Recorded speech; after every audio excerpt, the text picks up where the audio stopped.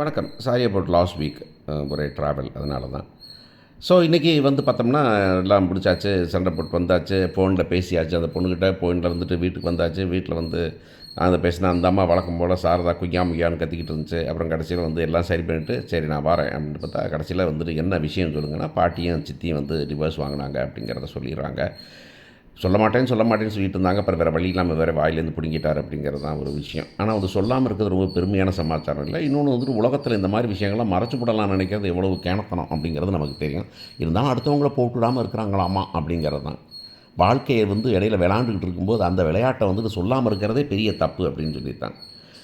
அப்புறமா வந்துட்டு அவர் வீட்டுக்கு வராரு. வீட்டுக்கு வந்து அங்கே பேசுகிறாரு. பேசினா வந்துட்டு சித்தப்பா வேறு வந்திருக்கிறாரு. சித்தப்பாவெல்லாம் சேர்ந்து வேறு அவருக்கு அட்வைஸ் பண்ணுறாரு. அட்வைஸ் பண்ணால் கடைசியாக வந்துட்டு பாட்டி என்ன சொல்கிறாங்கன்னா, இல்லை நான் செஞ்சது சரி தான், நான் போய் வந்தேன் ஏன்னு அவங்களுடைய நியாயத்தை சொல்கிறாங்க. உனக்கு என்னடா பசுபதியால் தான் பிரச்சனை அப்படின்னு சொல்கிற இந்த நேரத்தில், அன்பை இங்கே பக்கத்தில் நான் தான் வர சொன்னேன் அன்பை அப்படின்னு வீட்டில் ஒன்றாந்து வச்சுக்கிட்டு, அன்பை வந்து வச்சுக்கலாம் ஆனால் காவேரியை வச்சுக்கூடாது அப்படிங்கும்போது, இந்த பாட்டி மேலே இருந்த மானம் மரியாதை தூரம் எல்லாத்தையும் தூக்கி அடித்தாங்க பாருங்கள் கபால்னு. ஏமா பக்கத்தில் அவன் உன் பேரனை வந்துக்கிட்டு அவன் கொலை பண்ண சொன்னால் நான் தான் கொலை பண்ணேன் அப்படின்னு குழப்படி போட்டு உள்ளார ஒட்டுமொத்தமாக வந்து ஜெயிலில் வச்சிடலாம், ஆயுள் கைதியான் வைக்கிற அளவுக்கு வச்சுருந்தான் அவன்.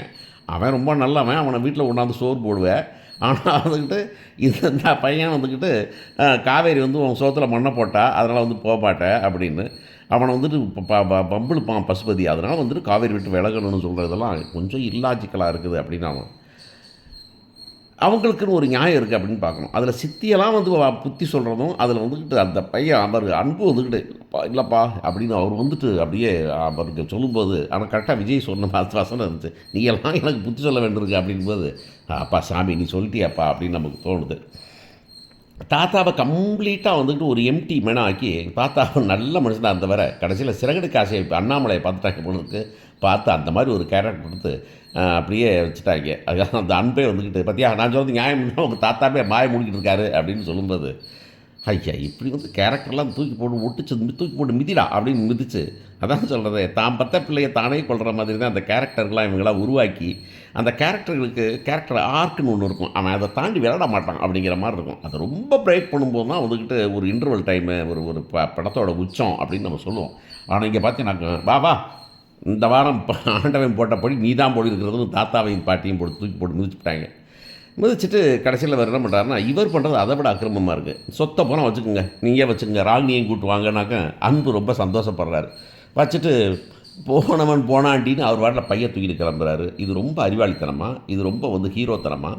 சரி நீ விட்டுட்டு போகிற, சரி ஓகே, உன் ஆஃபீஸில் இருக்கவங்களாம் என்ன பண்ணுவாங்க, உன்னைய பற்றி நம்பியிருப்பாங்களே, அவங்க போய் கெடுத்துப்பட மாட்டாங்களா?